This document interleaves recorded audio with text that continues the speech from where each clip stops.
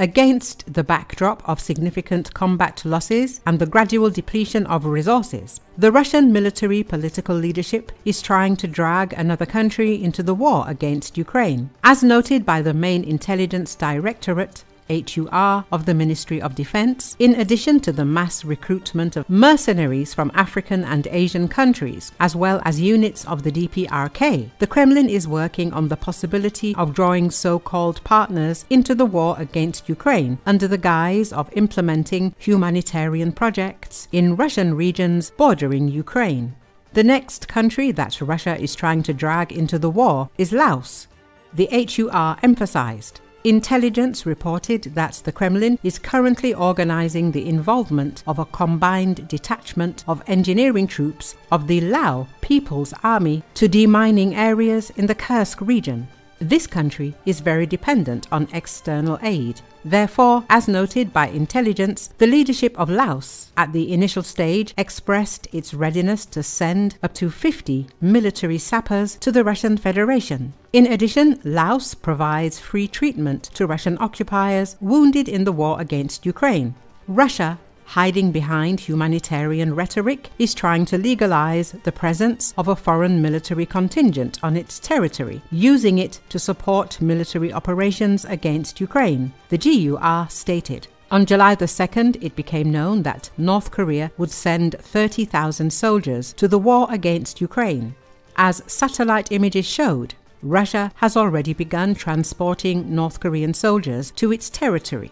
South Korea's National Intelligence Service said North Korea had begun selecting personnel for the mission, which could take place as early as July or August. As CNN reports, citing a Ukrainian intelligence assessment, the troops could arrive in Russia in the coming months, in addition to the 11,000 sent in November 2024, which helped the Russians repel Ukraine's offensive in the Kursk region. According to Western officials, about 4,000 of those North Korean soldiers were killed or wounded during the deployment, but Pyongyang's cooperation with Moscow has flourished since then.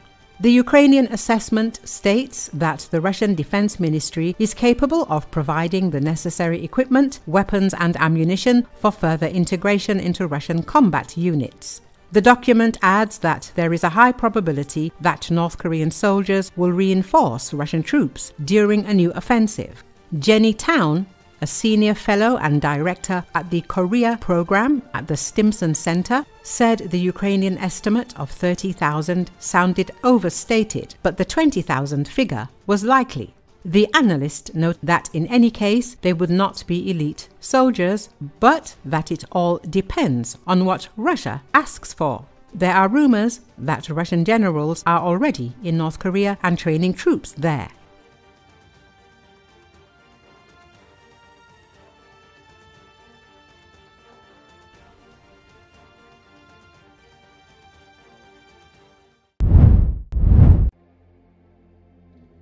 A petrol station explosion in the southeastern outskirts of Rome on Friday left more than 40 injured and caused severe damage to residential buildings, schools, and a sports center nearby, completely destroying dozens of cars. According to Associated Press, 2 among those injured were reported to be in severe condition and hospitalized at Rome's Casalino Hospital. 11 of the injured are from law enforcement corps, police and carabinieri, and 1 is a firefighter, they said, adding they were not in life-threatening conditions. Immediate rescue intervention avoided a much more tragic outcome, local authorities and rescuers said. The explosion was heard across the Italian capital shortly after 8 a.m. and sent up a huge cloud of dark smoke and fire that was visible from several areas of the city. Rome Mayor Roberto Galtieri said that local police and firefighters rushed to the area after receiving a report of a gas leak. 2 explosions followed after they arrived, he added.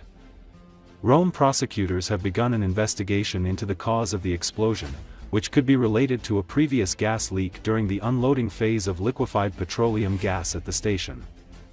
The sports center and swimming pool near the gas station was evacuated swiftly by police following the first explosion, with several children brought to safety just in time to avoid the second.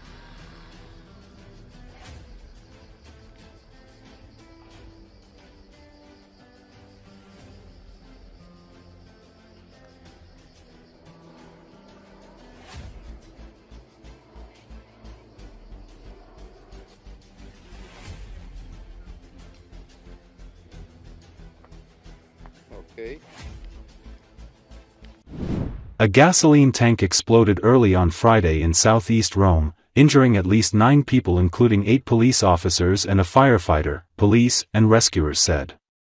According to Associated Press, the explosion was heard across the Italian capital shortly after 8 a.m., with a huge cloud of dark smoke and fire visible from several areas of the city.